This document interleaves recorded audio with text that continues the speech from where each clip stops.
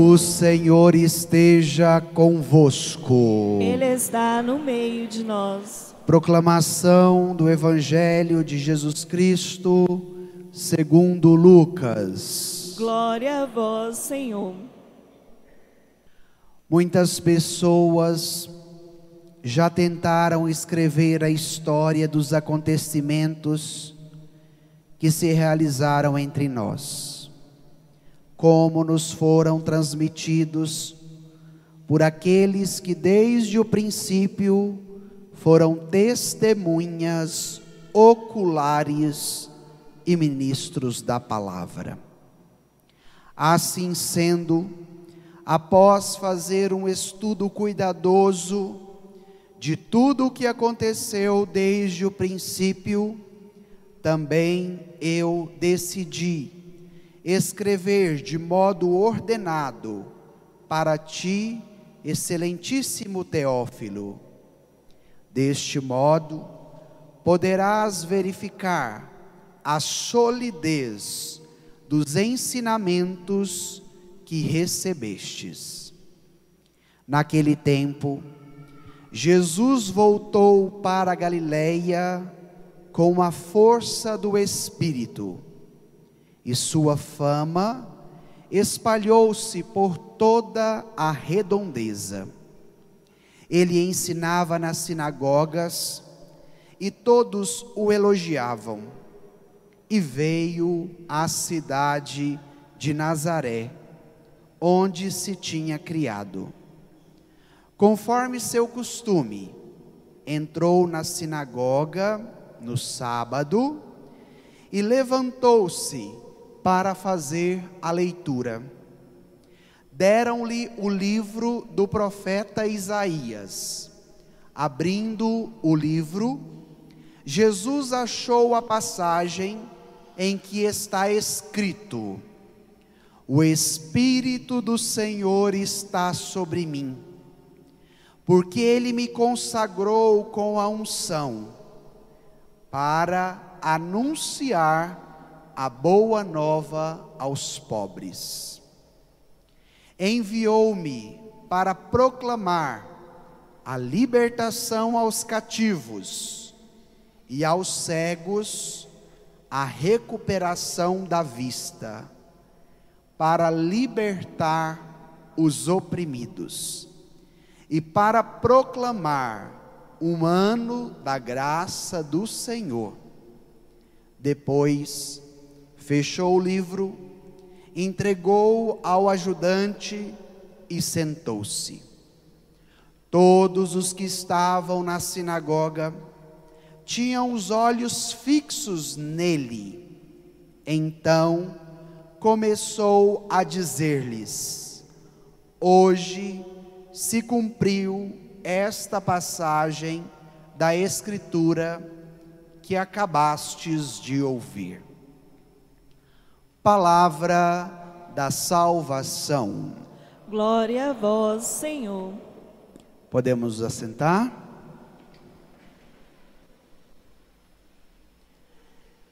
Irmãos e irmãs, nós estamos celebrando hoje a liturgia do terceiro domingo do tempo comum. E é necessário que façamos uma breve retrospectiva da ação e do ministério de Jesus, até chegar no episódio de hoje, quando ele volta à sua cidade natal, aonde ele foi criado, em Nazaré, para participar do culto na sinagoga. Há 3 domingos atrás, nós celebrávamos a festa do batismo do Senhor. E por meio do seu batismo, ele inicia a sua vida pública. Ele inicia a sua missão como Filho de Deus, que veio salvar a humanidade. E o mesmo Espírito se manifesta no batismo de Jesus. Vimos no relato que o Espírito veio como pomba. Depois disso, Jesus foi levado pelo Espírito também ao deserto. E no deserto ele sofre as tentações. E o demônio vem para atazaná-lo, não é? Querendo que ele se incline, que ele se prostre para adorá-lo. E Jesus permanece firme e não cede às tentações do demônio. Depois, no domingo passado, nós ouvimos no relato do Evangelho o primeiro milagre que Jesus faz, transformando a água em vinho numa festa de casamento. E o Evangelho de hoje, mais uma vez, nos traz que Jesus, movido pelo Espírito, que Jesus, tomado pelo Espírito, vai para a Galileia e volta à sua cidade natal. Porque a partir de agora nós vamos meditar o Evangelho segundo Lucas. E para o evangelista Lucas é inseparável a ação de Jesus sob a moção do Espírito. Por isso que Lucas, vai nos dizer no Evangelho de hoje que Jesus foi movido pelo Espírito a ir à região da Galileia, a ir à sua cidade natal. E a centralidade que a palavra vai nos possibilitar durante a nossa reflexão do Evangelho de hoje é para nos ensinar qual o lugar que precisa ter a palavra de Deus na nossa vida. E o Evangelho de hoje, ele é dividido em duas partes. A primeira parte é uma motivação do evangelista. Lucas vai contar um pouquinho da história. Por que que ele foi motivado a escrever o Evangelho? Então nós estamos aqui aproximadamente no ano 80 depois de Cristo. As pessoas que estavam ali não tiveram a possibilidade de conviver com Cristo pessoalmente, e haviam várias heresias contra o cristianismo, ou até mesmo conteúdos de fé que não eram verdadeiros. E aí Lucas, na primeira parte do Evangelho, vai nos contar isso. Então, diante desta realidade das heresias, dos falsos conteúdos de fé, era necessário um conteúdo verdadeiro, um conteúdo genuíno, que as pessoas pudessem conhecer no que diz respeito a Jesus e a sua ação, e também no que diz respeito à palavra de Deus, que precisa alcançar o coração de cada pessoa. Porém, a parte mais importante do Evangelho de hoje é a segunda parte. Então vamos retomar aí o nosso folheto, a partir do versículo 14. Tomemos aí o versículo 14, o 15 e o 16. Acharam? Vamos ler juntos esses três versículos? Jesus voltou para a Galileia com a força do Espírito, e sua fama espalhou-se por toda a redondeza. Ele ensinava nas suas sinagogas e todos o elogiavam. E veio à cidade de Nazaré, onde se tinha criado. Conforme seu costume, entrou na sinagoga no sábado e levantou-se para fazer a leitura. Vamos parar por aqui para compreender esse trecho. Então Jesus, que estava lá com aquela família na festa de casamento, terminando o casamento, Jesus vai para onde? Volta para a Galileia. E ele volta para a Galileia de que jeito? O Evangelho disse, com a força do Espírito.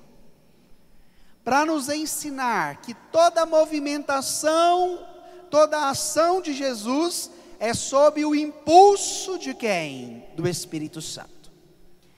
E quando ele chega na sua terra, a fama já estava correndo da sua ação ministerial, principalmente do milagre que ele já tinha feito, transformando a água em vinho. E quando ele chega na sua terra, qual é o primeiro lugar que Jesus vai? Jesus vai para a sinagoga. Então, para os judeus, o lugar por excelência do encontro com Deus era onde? A sinagoga. Traduzindo em miúdos, podemos dizer que a sinagoga era a igreja dos judeus, era o templo, aonde eles se reuniam para fazer o que era mais importante no judaísmo, a escuta da palavra de Deus. E Jesus, chegando na sua terra, ele não foi visitar os parentes, ele não foi comer na casa da mãe dele. A primeira coisa que Jesus fez, chegando na sua terra, foi ir para a sinagoga, para nos ensinar, em primeiro lugar, da importância que tem, na nossa relação com Deus, um lugar que nos propicia ouvir, escutar a palavra, e permitir com que ela alcance os nossos corações. É muito interessante, na cultura do interior, das cidades pequenas, aonde a igreja ainda fica na praça principal, as pessoas, quando voltam à sua cidade natal, a estas cidades menores, elas sempre têm um apelo à visita à igreja, não é assim? Eu fico vendo, quando vou à cidade do meu pai, lá no interior de Minas Gerais, que é uma cidade bem pequenininha, então aquele apelo que a igreja tem, como se ela atraísse todos a ela. E hoje, nós vivemos numa indiferença tão grande, que a igreja para nós se torna um prédio qualquer, que está construído na cidade, porque as pessoas já perderam a capacidade da escuta da palavra e a sensibilidade religiosa de encontrar no templo um espaço para a oração, um espaço para escutar a palavra. Então esta atitude de Jesus, de visitar a sua terra, a sua cidade, e de ir ao templo, de ir à sinagoga, precisa nos incomodar diante desta reflexão. E chegando à sinagoga, Jesus toma uma posição de atitude. Conforme o costume, ele entrou na sinagoga no sábado. Por que o Evangelho nos situa o dia da semana? Porque para o judeu, o dia sagrado é o sábado, chamado de Shabat, o dia dedicado a Deus. Os judeus no dia de sábado, eles não trabalham, eles se dedicam inteiramente à oração, à escuta da palavra, à vivência da fé na sinagoga, no templo. E o dia de sábado, de acordo com a visão judaica do Antigo Testamento, é um dia dedicado para o Senhor. E depois da ressurreição de Jesus, já não celebramos mais o sábado como dia sagrado, mas nós celebramos qual dia? Qual dia é hoje da semana? O domingo, que para o cristão se tornou o dia do Senhor, porque é o dia que nós celebramos a ressurreição. E agora, nós vamos entender, utilizando a primeira leitura, a que ponto os judeus no Antigo Testamento se dedicavam ao dia sagrado, o dia do Senhor. Para nós, hoje é o domingo, para eles no Antigo Testamento era o sábado. Porém, os critérios que a primeira leitura nos darão a respeito de como deve ser a vivência do dia do Senhor, é também para nós uma provocação, no contexto moderno que nós vivemos, principalmente do domingo, que se tornou o dia da cachaça, o dia da cerveja, o dia do churrasco, o dia da feira, o dia de passear, o dia de ficar dormindo, e perdeu a sacralidade do dia do Senhor. Então vamos ver o que o povo do Antigo Testamento tem a nos ensinar a respeito do dia do Senhor. Agora volte o seu folheto na primeira leitura do livro de Neemias.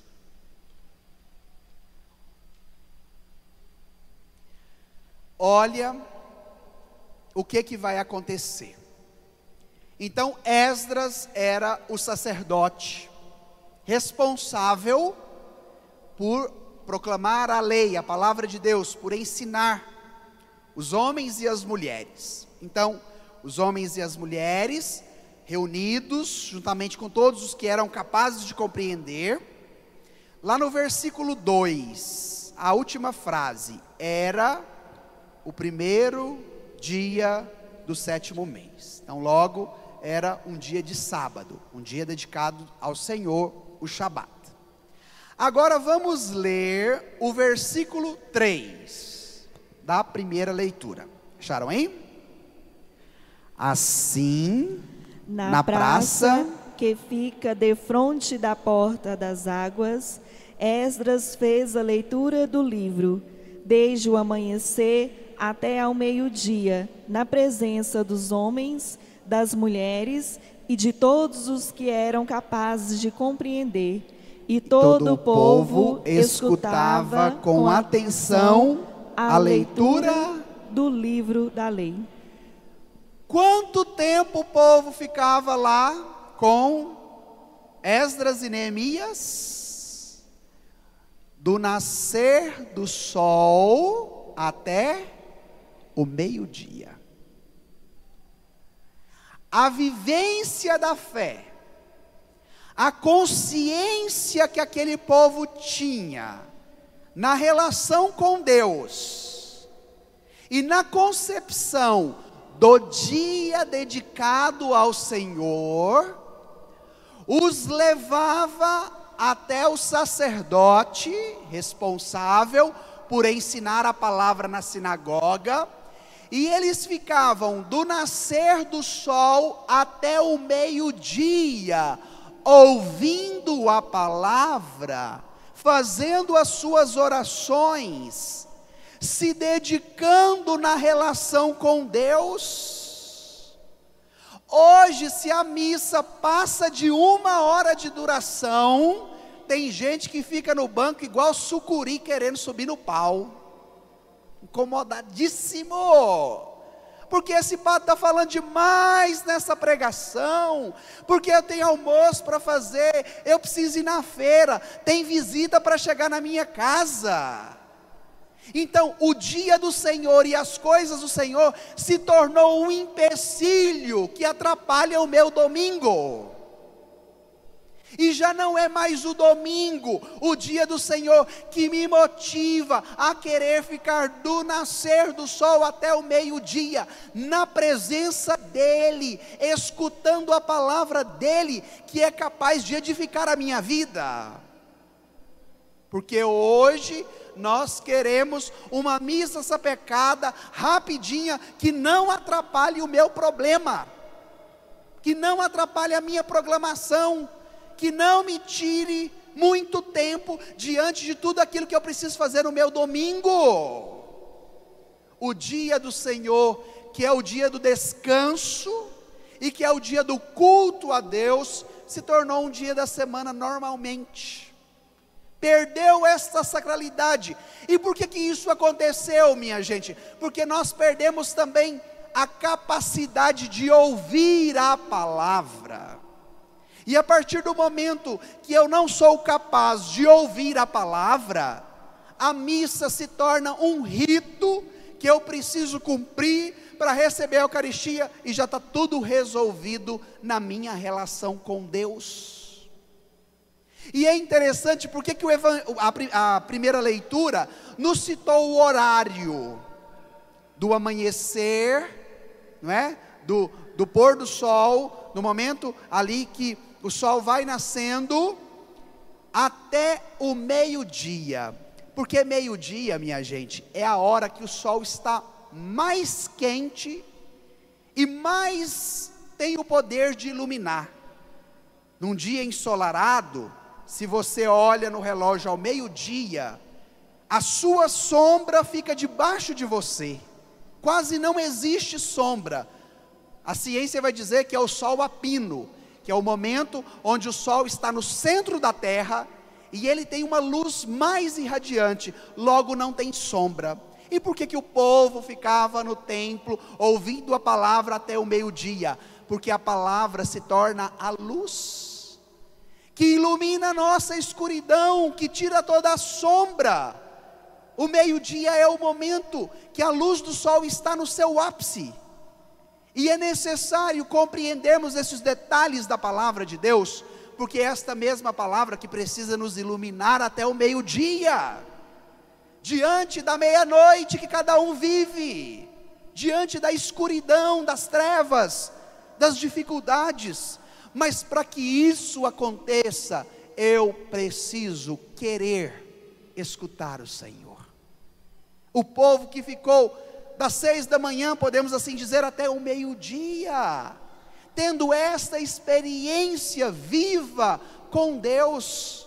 Agora hoje, nós temos 1 hora e meia de missa no máximo, e ainda somos capazes de chegar atrasado, ou de sair antes da missa terminar. Olha a que ponto nós estamos chegando. De repente eu falo: padre, mas eu tiro um tempinho ao menos para vir à missa. Que bom. Mas de repente você não participa da missa inteira, porque quem chega atrasado não participa da missa inteira, porque já vai pegar a missa em um determinado ponto.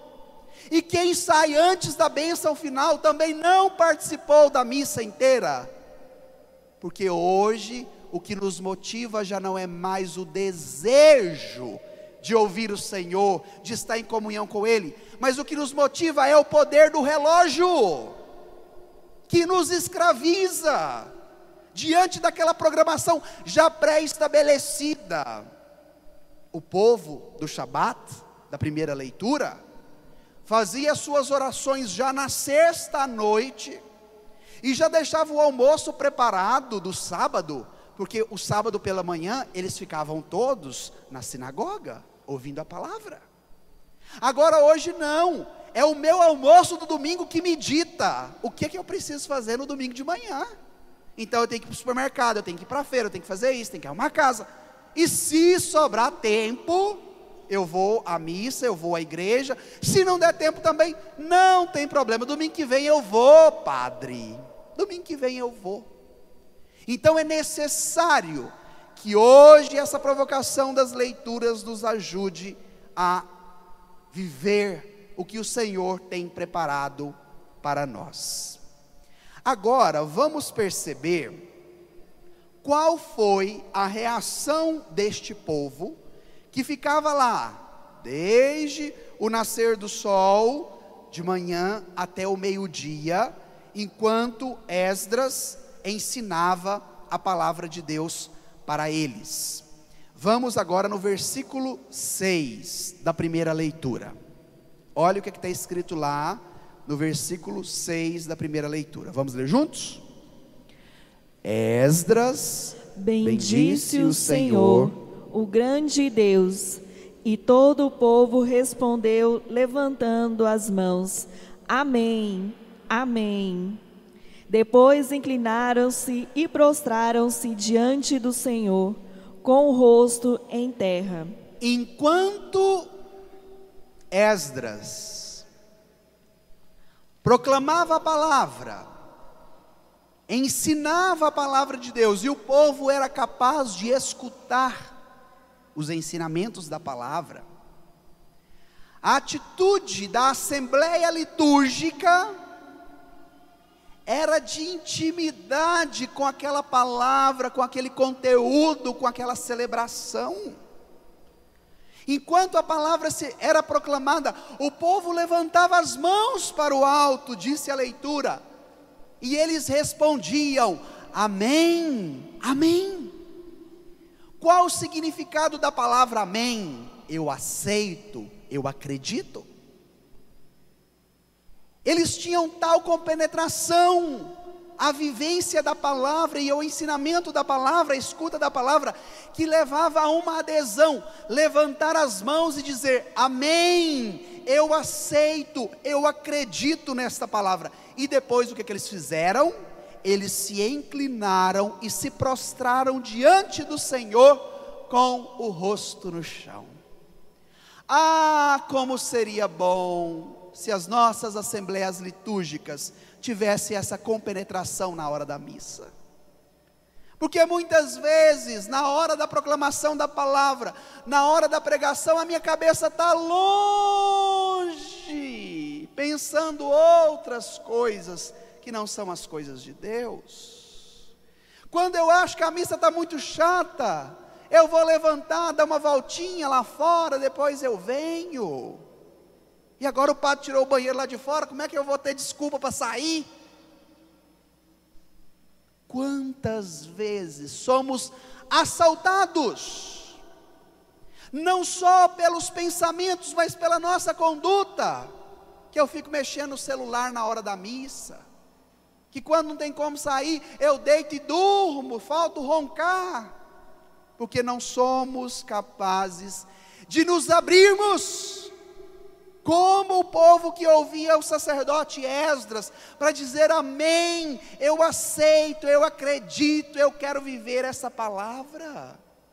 E esta adesão de abertura, de acreditar, de aceitar para a vida, levava o povo a uma adoração a Deus. O povo se prostrava na presença do Senhor, se jogava no chão, colocava o rosto na terra, disse a primeira leitura. Hoje nós morremos de preguiça de ajoelhar na hora da consagração, quanto mais se prostrar, lançar o rosto na terra, como sinal de adoração a Deus. E por que nós temos essa dificuldade de prostrar, de ajoelhar, de adorar o Senhor? Porque falta escuta da palavra. A adoração, o se jogar, o se lançar na presença do Senhor, como nos disse a primeira leitura, é consequência de um povo capaz de ouvir a palavra e de deixar com que ela caia no coração. Mas hoje nós ouvimos todo e qualquer tipo de palavra e acreditamos nela. Então, se chega uma corrente no meu WhatsApp, eu acredito. Se chega uma vizinha minha que fala uma coisa, eu acredito. Se eu vou na casa de uma pessoa e ela me diz alguma coisa, eu acredito, mas não sou capaz de acreditar no que a palavra está me dizendo. Acreditamos em todos que nos falam tantas besteiras. Acreditamos no que vem nas redes sociais. Acreditamos no que está predito pela televisão. Mas não temos a docilidade de escutar o Senhor. Agora vamos para o versículo 9 da primeira leitura. Olha o que está escrito lá. O governador Neemias e Esdras, sacerdotes escribas, e os levitas que instruíam o povo, disseram a todos. Vamos ler juntos agora? Este é um dia consagrado ao Senhor, vosso Deus. Não fiqueis tristes, nem choreis, pois todo o povo chorava ao ouvir as palavras da lei. Nossa, imagina! Se nós tivéssemos essa abertura de coração e essa sensibilidade de permitir com que a palavra seja tão forte em nós, que a gente não consegue segurar e começa a chorar. Porque foi esta a experiência que o povo fez com Esdras e Neemias. A palavra que alcançou o coração de cada um foi tão forte, que além de se prostrarem em adoração, de se lançarem na presença do Senhor, das 6 da manhã ao meio-dia, eles não conseguiam parar de chorar, porque envolveu as dimensões dos afetos. Agora hoje a gente chora no velório, a gente chora na hora da dificuldade, a gente chora por outros motivos, quando alguém vai embora, mas já não somos mais capazes de chorar ouvindo a palavra. Já não somos mais capazes, de chorar, numa experiência profunda do amor de Deus, que quer alcançar os nossos corações, porque o nosso coração endureceu, e coração endurecido não chora. Diz a medicina que o órgão que está ligado diretamente ao olho é o coração.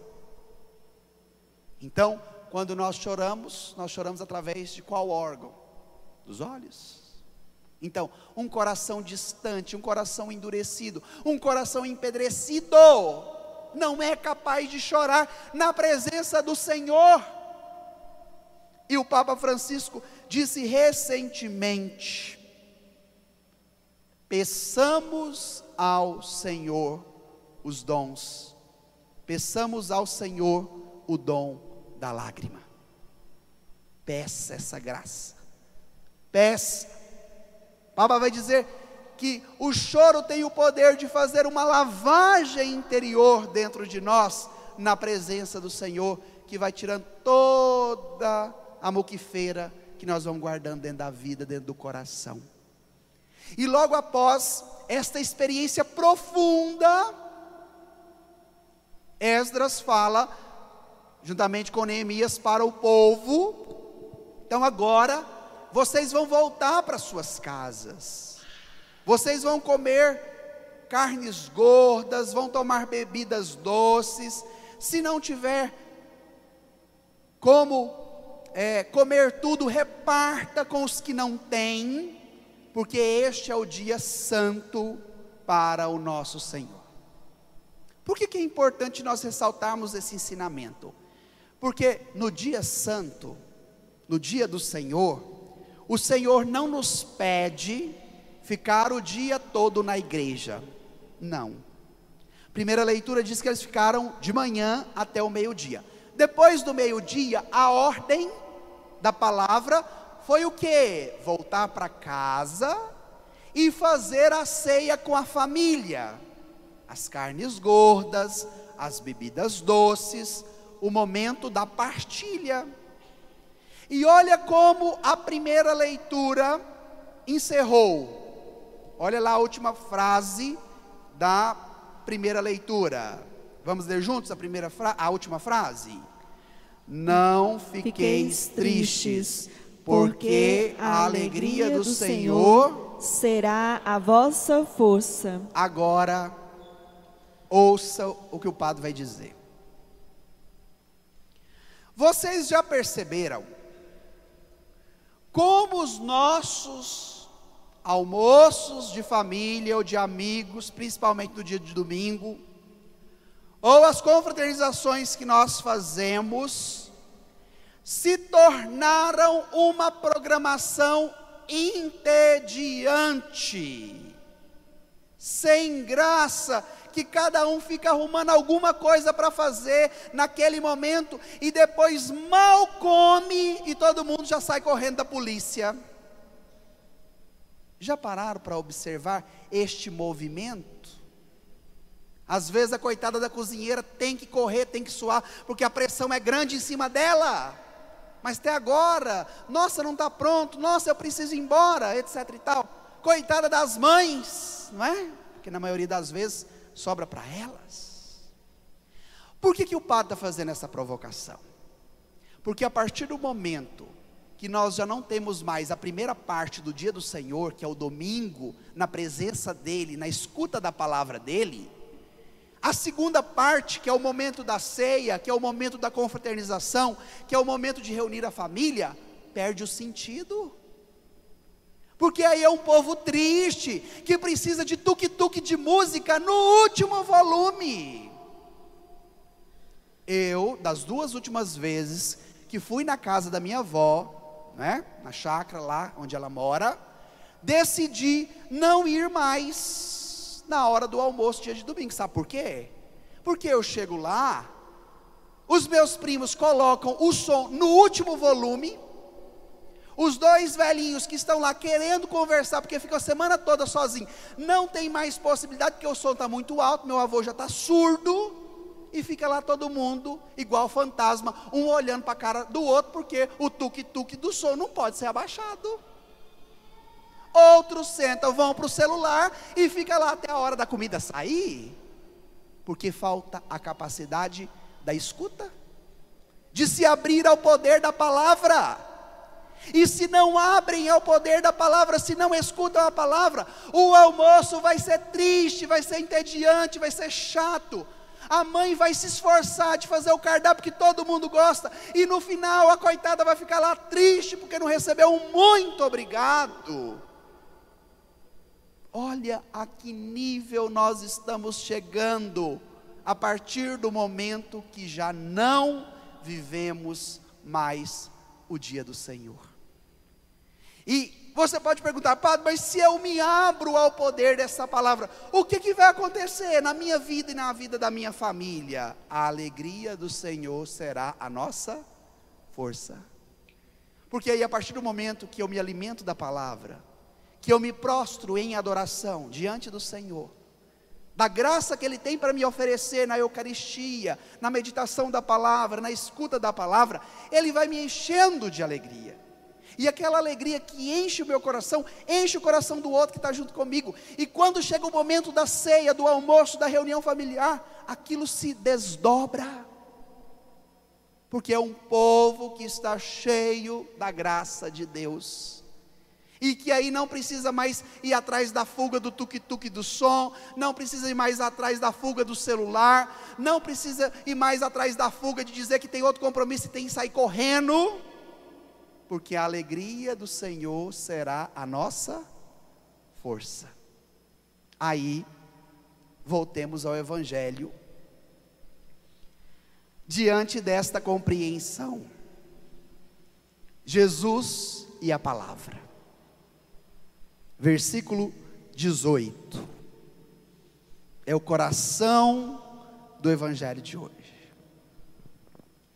Se a palavra nos ensinou a primeira leitura, se torna o critério que me possibilita uma comunhão íntima com o Senhor, e a alegria dele que alcança o meu coração, e que se desdobra na minha relação com os outros, Esdras e Neemias mandou o povo fazer ceia em casa, comida gorda, comida gostosa, bebida doce, vinho. Jesus, quando chega na sinagoga da sua cidade, a primeira coisa que ele pega, a palavra. Esta mesma palavra que acabamos de compreender agora no Antigo Testamento. E quando Jesus toma a palavra, olha a atitude dele, versículo 18: o Espírito do Senhor está sobre mim. O Espírito que acompanha Jesus, o Espírito Santo que se manifestou no batismo, o Espírito que o levou ao deserto e o ajudou a vencer as tentações, o Espírito que o levou novamente à Galileia, e o Espírito que está sobre mim. Porque aonde Jesus está, está também o Espírito. E o que este Espírito faz na vida de Jesus? Ele me consagrou com uma unção. Já não é mais uma unção do óleo, como era feito no Antigo Testamento, a unção real. Mas a unidade, vou ser redundante aqui, cometeu um pecado contra a língua portuguesa. A unidade era tão íntima de Jesus com o Espírito, que a presença do Espírito em Cristo se torna a sua unção e a sua consagração. E por que a intimidade entre Jesus e o Espírito é tão grande? Olha o que vai acontecer agora na próxima fase. Por que Jesus tem a unção? Por que Jesus está consagrado? Por que Jesus está cheio do Espírito? Para anunciar a boa nova aos pobres. A palavra evangelho significa boa nova, significa boa notícia. Hoje nós vivemos a cultura da tragédia, a cultura do derramamento do sangue. Vocês assistiram o jornal um dia da semana? Calcule o tempo do jornal, de duração de um jornal, e depois calcule o tempo que ele traz notícias de morte, de assassinatos, de crime, de corrupção, e calcule o tempo que o jornal traz de boas notícias. Por que que o jornal traz no seu cotidiano mais tempo com tragédia do que com coisa boa? Porque o povo, vivendo na tragédia, adora a notícia da tragédia. Porque pode ser que a emissora, se ela coloca um jornal que fala só coisas boas, o povo não vai assistir. Porque o povo adora ver o derramamento do sangue. Tem as discípulas do chumbo grosso, não é? Que adora ver aquele tipo de programa, porque é só sangue, é só morte. E depois sai dando notícia para o bairro inteiro, de quem morreu, de quem levou tiro, de quem foi preso. Vocês conhecem esse tipo de pessoa? Graças a Deus aqui no Canedo não tem. Mas em outros bairros, em outras cidades que a gente passa. A ação da palavra em nós, através de Cristo, é nos dar uma boa notícia, falar de coisas boas. Por isso que a cada missa nós ouvimos o Evangelho, que significa boa nova, boa notícia. Mas Jesus diz quais são os destinatários do seu Evangelho, da sua boa notícia, da sua boa nova: os pobres. Aqui os pobres não é somente os pobres que não têm dinheiro, mas Jesus fala aqui dos pobres em espírito. Ouvimos no final de novembro do ano passado as bem-aventuranças: bem-aventurados pobres em espírito. Então, do hebraico, anauim, que é aquele que se abre à ação da palavra, à ação do Espírito, à ação de Deus na sua vida, que acredita nessa boa notícia. Porque pode ser que você acredita muito mais no derramamento de sangue do jornal, do que da boa nova, do Evangelho, da boa notícia, que a palavra te diz todo domingo que você participa da missa. Primeira ação, anunciar a boa nova aos pobres. Segunda ação que a palavra faz: enviou-me para proclamar a libertação aos cativos. O que é o cativo, minha gente? É uma gaiola, é uma prisão. A partir do momento que eu vivo o dia do Senhor como ele precisa ser vivido, e me abro ao poder da palavra, esta palavra que é uma boa notícia, que eu acolho, que eu acredito, torna na minha vida libertação dos meus cativos. E agora eu quero te fazer uma provocação: quais são as suas gaiolas? Quais são os cativos que te aprisionam? Quais são os seus cativeiros que te dominam? Peça hoje esta graça, do poder que a palavra de Jesus pode fazer na sua vida, te libertar dos seus cativos, das suas prisões, das suas gaiolas, daquilo que te impede de viver a liberdade dos filhos de Deus, a sua vocação batismal. Porque pela graça do batismo, nós nos tornamos filhos de Deus, e somos filhos no Filho, para vivermos a liberdade de filhos amados que somos. Segunda atitude, libertação aos cativos. Terceira atitude, aos cegos, a recuperação da vista. A partir do momento que eu me distancio da meditação da palavra e da escuta da palavra, eu vou me tornando uma pessoa cega. Qual a nossa desculpa para não meditarmos a palavra durante a semana, no cotidiano da vida em casa? Padre, eu não tenho tempo. Já ouviram esse tipo de desculpa? Graças a Deus aqui no Caneta também não tem, né? Mas em outros lugares a gente ouve muito. Eu não tenho tempo de ler a Bíblia, eu não tenho tempo de rezar, a minha vida é muito corrida, eu estudo, eu trabalho, eu faço isso, eu faço aquilo, mas tem tempo de ficar 5 horas no WhatsApp vendo besteira, vendo aqueles videozinhos, vendo foto, vendo Facebook. É ou não é assim, minha gente? E antigamente era só os jovens que mexiam com isso. Agora, minha gente, a veiarada aprendeu a mexer no Facebook e no Zap Zap, que eles não dão conta de ficar sem mais. Aqui no Caneta também não acontece isso, mas não é assim? E aí antes os velhos que gostavam de rezar, que tiravam tempo para isso, agora já não tira mais também, porque o Zap Zap e o Facebook não dá tempo. E aí, minha gente, vai ficando cego.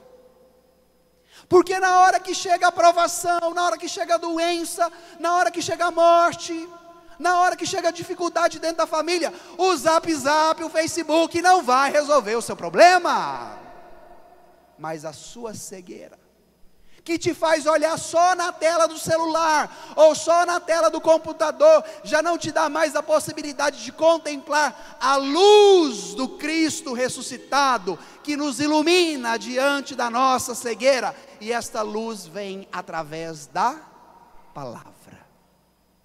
Um povo que não se abre à palavra, que não escuta a palavra, que não faz a experiência de Esdras e Neemias da primeira leitura, se torna um povo cego, e sendo um povo cego, é um povo triste, porque não tem visão, porque não tem horizonte, porque não consegue contemplar as maravilhas de Deus na sua vida.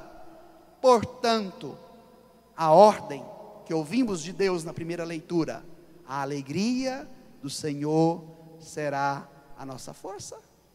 Esta alegria que me alcança mesmo quando eu passo pelas provações e pelas dificuldades, porque é esta comunhão com Deus que me dá uma nova visão para entender o meu problema, a minha dor, a minha dificuldade. Por isso, o problema, a dor e a dificuldade não terão a última palavra de nos roubar a alegria de Deus, porque a nossa intimidade com Ele por meio da palavra nos motiva a viver desta forma. E por último, quarta ação, para libertar os oprimidos. A libertação que Cristo quer realizar em nós, consequência do seu sangue derramado na cruz, parte pelo caminho de quem abre os ouvidos. Agora, eu vou fazer outra provocação do nosso tempo. Nós vivemos num mundo muito barulhento, de carro de som rodando o tempo todo, de tuk-tuk, do som que eu ligo na minha casa, então o som da minha casa já não é mais para eu ouvir, é para todos os vizinhos ouvirem, porque é no último volume. Quando eu compro um carro ou troco de carro, a primeira coisa que eu preciso fazer é pôr o som no carro, não é assim? Se eu vou trabalhar, se eu vou a pé ou vou de ônibus, não posso esquecer o foninho de ouvido. Antigamente, quando a gente andava no Eixanguera, o povo conversava, conhecia, etc e tal. Agora, hoje em dia, ou é todo mundo silencioso, porque cada um está com seu foninho de ouvido, ou o tuk-tuk da caixinha de som, porque agora tem aquelas caixinhas que carrega, não é?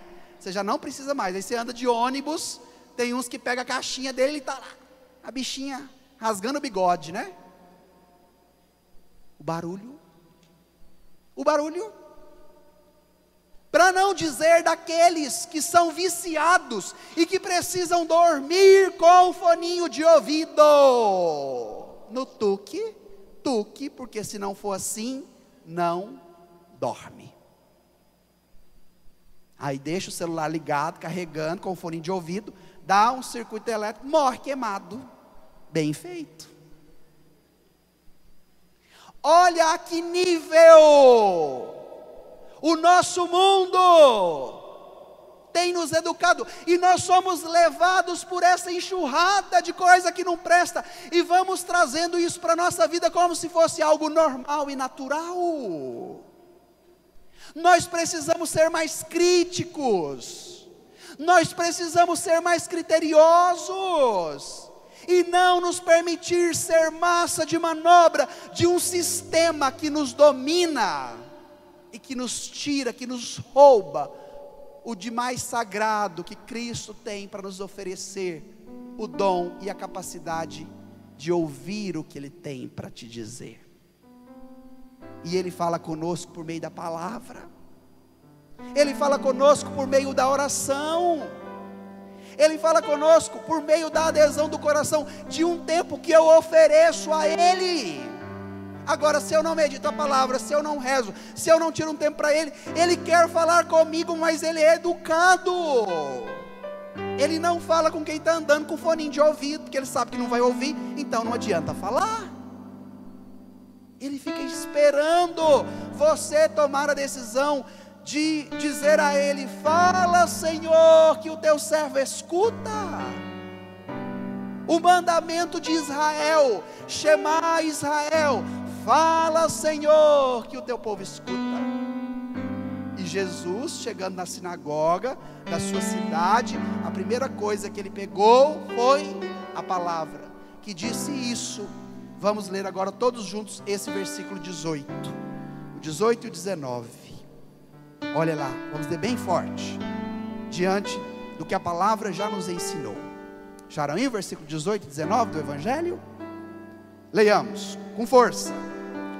O Espírito do Senhor está sobre mim, porque Ele me consagrou com a unção para anunciar a boa nova aos pobres. Enviou-me para proclamar a libertação aos cativos e aos cegos a recuperação da vista, para libertar os oprimidos e para proclamar um ano da graça do Senhor. Nós estamos no mês de janeiro, primeiro mês do ano. A palavra de Deus quer fazer todo esse movimento em você. Para quê? Para que o seu ano seja um ano de que jeito? Como é que terminou aí? O que você acabou de ler? Um ano da graça do Senhor. O duro é que você quer um ano de carro zero, você quer um ano para viajar, você quer um ano para reformar a casa, você quer um ano para trocar a sua geladeira, mas você não quer um ano da graça do Senhor na sua vida. Permita que neste domingo,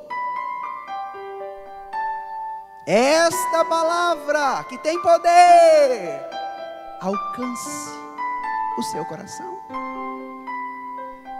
O Espírito do Senhor está sobre mim. Põe a mão no seu coração e peça isso. O Espírito do Senhor está sobre mim. Peça com fé. O Espírito do Senhor está sobre mim. Ele me consagrou com uma unção. Peça essa consagração do Espírito, para que você anuncie a boa nova, para que você receba a libertação dos seus cativos. Peça essa graça, por meio desta palavra que o Senhor te disse hoje, para recuperar a sua vista diante da sua cegueira espiritual. Fala: Senhor, me dá o dom do Espírito, para que por meio da sua palavra o Senhor me dê uma nova visão, porque eu não quero mais viver como cego, mas eu quero contemplar o horizonte da fé. para libertar os oprimidos. O que te oprime? Peça ao Senhor essa graça, porque o Espírito dele está sobre você, porque é esse Espírito que te consagrou para viver a boa nova, para anunciar a boa nova, para experimentar a libertação dos cativos, para te dar uma nova visão e para te libertar de tudo aquilo que te oprime, para que este ano que está começando seja o ano da graça e da bênção na sua vida. Então clame, peça.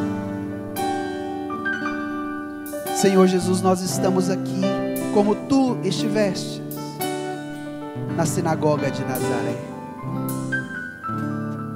e nós estamos aqui, Jesus, para ouvir a tua palavra, porque hoje é o teu dia, hoje é o dia do Senhor, um dia consagrado a ti, e nós queremos que esta palavra, como nos ensinou a primeira leitura, tire tudo aquilo que nos impede de nos prostrar na tua presença, de colocar a nossa face no chão, na terra, para te adorar em espírito e em verdade. Que esta mesma unção que o Senhor recebeu do Espírito para anunciar a boa nova, para libertar dos cativos, para abrir os olhos dos cegos, para libertar, alcance a nossa vida, Jesus, nesta manhã, porque nós queremos também um ano da graça, um ano da bênção. Tire, Jesus, toda a surdez que tem nos impedido de escutar a tua palavra, porque nós cremos que escutando a tua palavra e vivendo a tua palavra, a tua alegria será a nossa força, Senhor. Quantas pessoas tristes, abatidas, angustiadas, que já não têm mais alegria, porque não são capazes de ouvir a palavra. Então vem, Jesus, com a força do Espírito,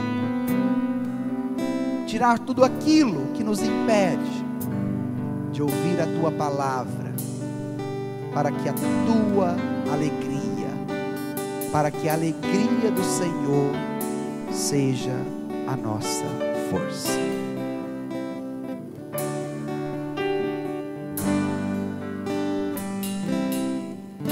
Em espírito, em verdade, te adoramos, te adoramos. Em espírito, em verdade, te adoramos, te adoramos. Rei dos reis e Senhor, te entregamos nosso viver. Rei dos reis e Senhor, te entregamos nosso viver, pra te adorar, ó Rei dos reis. Foi que eu nasci, ó Rei Jesus. Meu prazer é te louvar, meu prazer é estar nos atos do Senhor. Meu prazer é viver na casa de Deus, onde flui o amor, pra te adorar, ó Rei dos